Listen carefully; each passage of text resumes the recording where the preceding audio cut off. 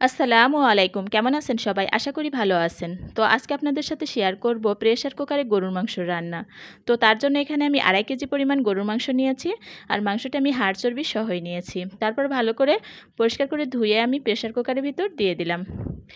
এখন এর ভিতর দিয়ে দিলাম আমি 1 কাপ পরিমাণ পেঁয়াজ। তারপর দিলাম 2.5 টেবিল চামচ পরিমাণ আদা রসুন বাটা, 1.5 টেবিল চামচ পরিমাণ জিরা বাটা, 2 চামচ হলুদ গুঁড়ো, 3 চামচ মরিচ গুঁড়ো, 2 চামচ ধনিয়া গুঁড়ো আর দিব স্বাদমতো লবণ। তারপর দিব এর ভিতর কিছুটা গোটা মশলা। তো এই মশলাগুলো দিয়ে দিলাম, সাথে আমি কাঁচামরিচ আর শুকনো মরিচও চিড়ে দিয়েছি, আর দিলাম 1/2 কাপ পরিমাণ সয়াবিন তেল। এখন আমি খুব ভালো করে এই মশলা দিয়ে মাংসটাকে মাখিয়ে নেব। মাখানো তরকারি কিন্তু এই মাখানোর উপরেই স্বাদটা ডিপেন্ড করে। তো খুব ভালো করে মাখিয়ে নেব। তো আমার মাখানো এই পর্যায়ে হয়ে গেছে। এখন আমি হাতটা ধুয়ে জাস্ট একটু পানি দিয়ে দেব। অল্প একটু পানি দিয়ে দিলাম। তো এখন আমি এটাকে ঢেকে 20 মিনিটের জন্য রেখে দেব।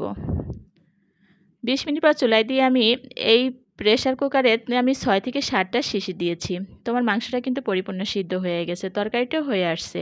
আসলে গরুর মাংস অনেকটা আছে যে 3 থেকে 4টা সিটি দিলেই সিদ্ধ হয়ে যায়, কিন্তু এই মাংসটা সিদ্ধ হইতে একটু সময় লেগেছে, তাই আমি একটু বেশি সিটি দিয়েছি।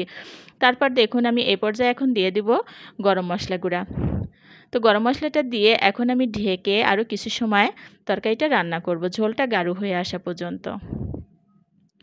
তো দেখুন এ পর্যায়ে আমার তরকারি কিন্তু হয়ে গেছে। মাশাআল্লাহ, দেখতে যেমন সুন্দর হয়েছে, খাইতেও কিন্তু অনেক মজার হয়েছিল। আল্লাহ হাফেজ।